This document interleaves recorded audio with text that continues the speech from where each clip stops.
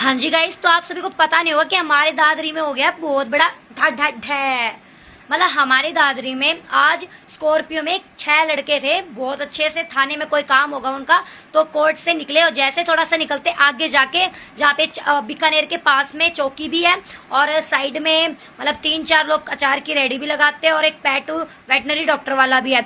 और वहां पे उस स्कॉर्पियो में मतलब 6-7 लोग बैठे हुए थे, लड़के थे।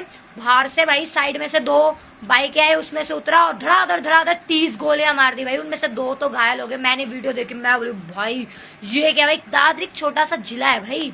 यहाँ से हमारी बबीता फोगाट, हमारी विनेश फोगाट, हमारी गीता फोगाट जैसी होनहार ओलंपिक और एशियन चैंपियन निकली है। और यहाँ पे ये चीज तड़ादड़ भाई गोली मारी। परिवार उसका क्या बोलता होगा कि मेरा बेटा कहाँ चला गया। माँ बोलती होगी कि मेरा बेटा कहाँ चला गया भाई।